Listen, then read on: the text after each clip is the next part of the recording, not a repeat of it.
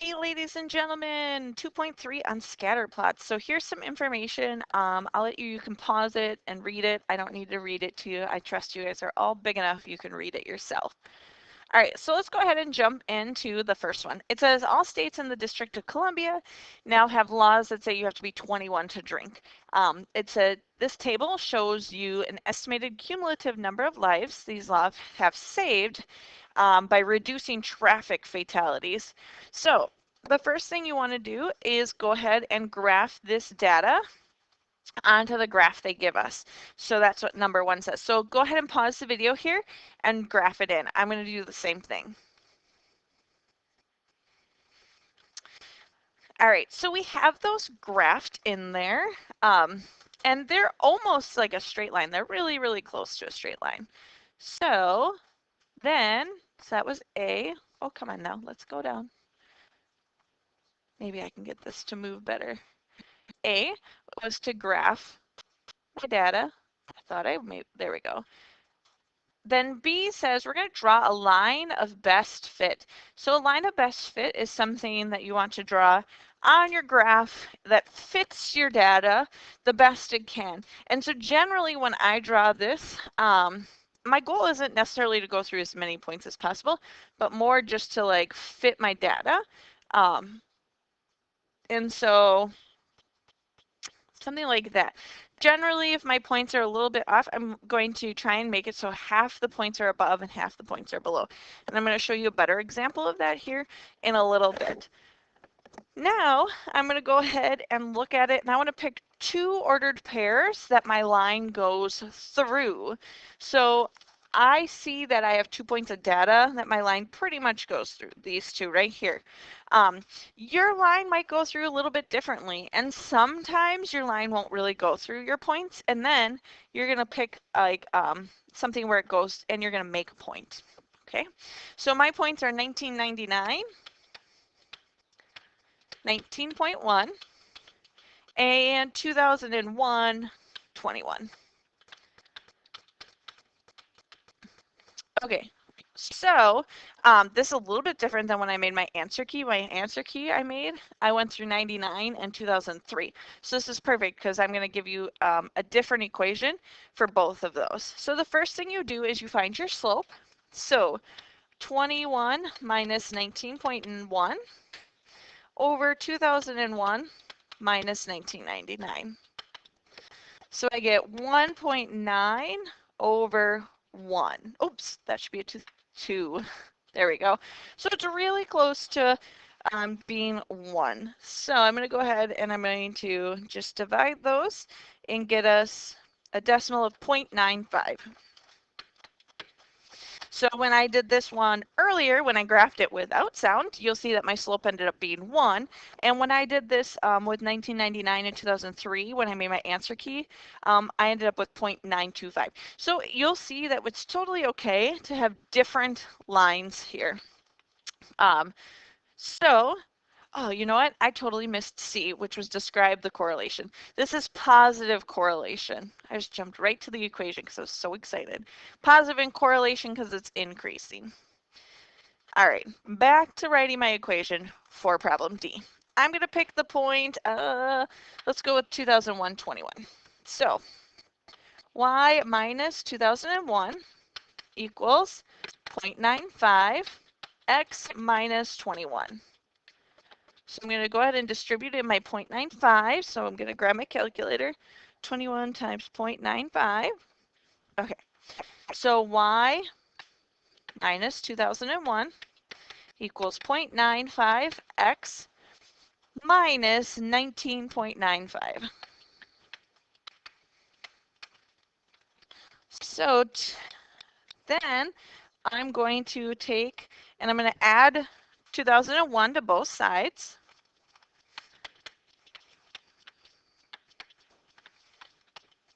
So I end up with y equals 0.95x plus 1981.5. So this is my prediction equation for my line of best fits. So just so you know, I'll show you over here in green my equation before. when I used 99 in 2003 was y equals 0.925x minus 1829.975. So you'll see, really close. When I did it earlier, I was a little bit different, but it was still close to each other. The slope was in a small amount. My y-intercept is going to change a little bit more drastically just based off my slope. All right, E says I need to predict using my equation to find the number of lives saved in 2015. So what that means is I'm going to plug 2015 in for x. So y equals 0.95 times 2015 plus and 1981.5. I'm kind of running out of space there. All right, so I'm going to take that into my calculator, and I'm going to end up with let's see here. Ooh, hold on there. Well, gall darn, I just realized that I have my x and y switched in my equation. So I'm going to have to make some tweaks. Bear with me. Hopefully you guys didn't use pen. This is a prime reason why not to use pen. And also shows you everybody makes mistakes. 21 goes here. 2001 goes here. I thought it looked a little funny. All right, so I'm going to distribute and try it again. 0.95 times 2001. All right, there we go. Okay, so y minus 21 equals 0.95x minus 1900.95. Add 21 to both sides. And up here. All right, y equals 0.95x minus 1879.95. So you'll still see my prediction equation here is not really much different than my green one up here. All right, let's try plugging in 2015 again. So y equals 0.95 times 2015. This is where the difference was, minus 1,879.95. All right, I'm going to type that in my calculator and get a solution for this. And we end up with y equals, really? Let me just try that one more time. 2001, I plugged in the wrong 2015 minus 1879.95. There we go. 34.3. Now remember, this isn't just 34 deaths, this is in the thousands. Okay. So let's go ahead and look here at scatter plots. We talked about correlation at the end of Unit 1. We saw example of positive and negative correlation and no correlation. The red lines in here are perfect examples of line of best fit. Remember when I said earlier about half the points above and half the points below? Here's a really good example. This here also is about half the points above and half the points below, but it doesn't fit my data. So make sure that your line of best fit is going to fit your data. So go ahead and pause to write these down, and then we're going to chat about them when you have them written down. All right, hopefully you took the time to pause and write those down. So prediction equation, it's used to predict future data, future outcomes based off your line of best fit. So if we go ahead and here, we have another example. It's selling houses, prices of houses. So go ahead and graph this on your scatter plot. When I made mine, my year I made a jump and I started at 94 and went up by 2s, and my price I made a jump and I started up by 130. So go ahead and pause, and I'm going to pause and we're going to jot these down. All right, so take a look there. If you need to pause and adjust yours, please do so. B says describe the correlation. Again, this is positive correlation. It's increasing and going up to the right. So find a prediction equation. So to do that, we're going to draw our line of best fit. So I'm just going to switch to my line tool. When you draw your line of best fit, don't forget to use a straight edge. Whether that's a ruler, if it's the side of your notebook, etc., use a straight edge. Now, when I draw mine, I'm going to compensate for that upper point there. And I'm going to move that actually up a little bit. So let me grab my mouse so I can move that up a little bit. I want it to fit a little bit nicer to my data. All right, so now here, if I look, it doesn't really go through any ordered pairs. It goes, well, I guess I could say, let me just tweak something. So I could say that it goes through this point, and you know what, I would say this one's close enough. If you don't have one going through a direct point, remember you can always look for a spot like that. Okay, so I'm going to use 1996, and that one was 140. And then I'm going to use 2002, and that one was 187.6. All right, so I'm going to go ahead and subtract these to find my slope to help me write my prediction equation. So 187.6 minus 140 over 2002 minus 1996. So I end up with 47.6 over 6. So my slope is 7.93 repeating. You know, I'm just going to keep writing over D, but we'll come back to answer D. All right, so now I'm going to choose an ordered pair, and I'm just going to pick 96 and 140. So let's hope I make it in the right form this time. Y minus 140 equals, I'm just going to round to 7.9 to make it a little easier, x minus 1996. I'm going to distribute my 7.9.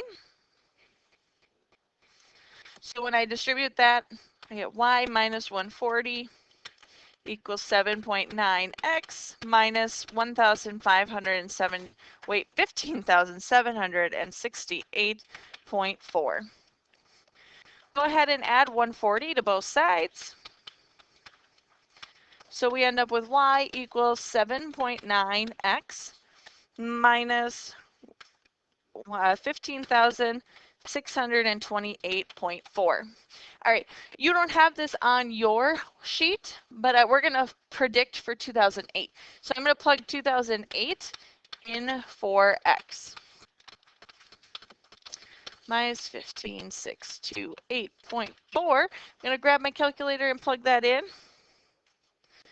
0.9 times 2008 minus 15,628.4. 234.8 is our solution. All right. Let's move. Oh, you know what? I'm going to show you how to do this one with a calculator. So just stay on this page. Don't flip the page. So it says we can use a graphing calculator to come up with our prediction equation. And if we are using our graphing calculator, this is called a linear regression. So it's the same thing. It's just that our calculator is going to do it. So I'm going to pop up my graphing calculator here. And good, it's on. So work through this one with me so you can be able to do this, because then you don't have to do it out by hand anymore. So stat, edit, we're going to clear anything that you might have in your list. So remember, go all the way up to the top, hit clear, don't hit delete, or you're going to get rid of your data or get rid of your list. All right, so I'm going to put year in my list 1. 1998. So you do the same. 2004. All right. Then I'm going to move to list 2, and that's where I'm going to put my price data. So 130, 140, 152.5, 169, 187.6, and 219.6. Make sure that your two lists are equal. If you're not, you're going to want to put in that missing data.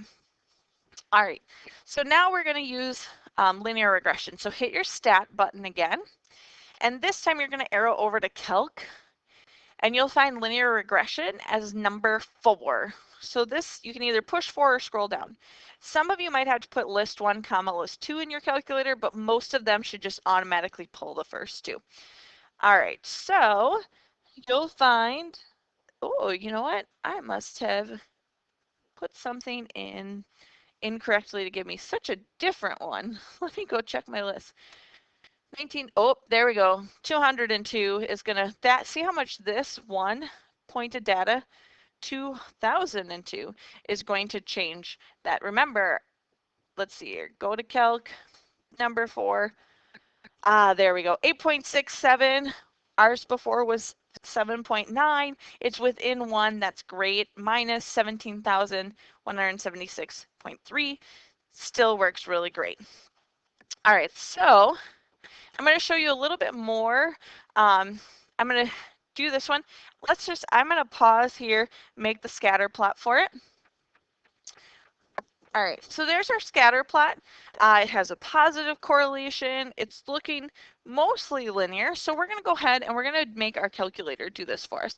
So go into your lists, arrow up and clear them. Don't delete them. Clear them. And then put in your hours studied. Oops, sorry. Your hours studied in list 1. And don't put them smallest to largest. You need to keep them in order that they're given to you so that they line up when you do list 2 with your grade. So if you're not done with it yet, go ahead and pause so you can get those all put in. Stat, I'm going to arrow over to calc, and I'm going to go to number 4 and get my linear regression for this. So I get 2.725 for my slope, and my y-intercept is 67.25. So go ahead and put those in on your note sheet. And then it says write the equation of my linear regression. If you see linear regression, that means I want you to go ahead and do this with your calculator. If you see prediction equation, that means I want you to do it out by hand. All right, so then predict a score of a student who studied for 10 hours for the exam. So I'm going to plug 10 into my equation. So y equals 2.725 times 10 plus 67.25. And when I plug that in, I would expect them to get about a 94.5% for somebody who studied for 10 hours. All right, our graphing calculator can do something else. It can help us to get our data ready for our box and whisker plots. So go ahead and grab back to your calculator, go in stat, clear any data in list 1, list 2, and this here is just a bunch of test scores. So you're going to go ahead and put all of these test scores in one list. So I'm going to pause here to put mine into one list. I ask you guys to do the same thing. All right, once you have all that data in list 1, we don't have anything in list 2. You're going to push back to stat and arrow over to calc again. And number 1 stands for one variable stats. And so we're going to push 1 or hit enter, and then you want it for list 1. So it's going to give you a bunch of statistics about that data. And the first one where it has that X with the bar over it, that's our mean. Okay. We will skip over some of the rest of this. N stands for how many numbers you've put in. And then I'm going to scroll all the way down, and you'll see you have your minimum, your quartile 1, your median, your quartile 3, and your maximum. And those are your 5 points for when you make your box and whisker plot. So I'm going to go ahead and jot those in on my note sheet. So my mean was 73.9. My median is 76.5. Quartile 1 at 69. Quartile 3 at 85.5. My minimum was 19 and my maximum was 94.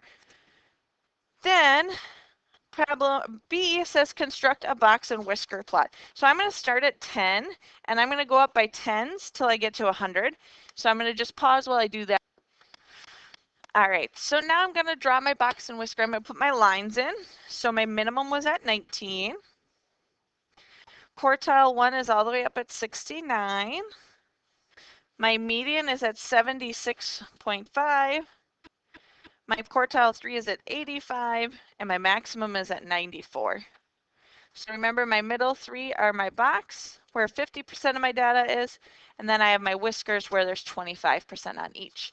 All right, thanks for hanging in there, and we're going to practice more of this tomorrow.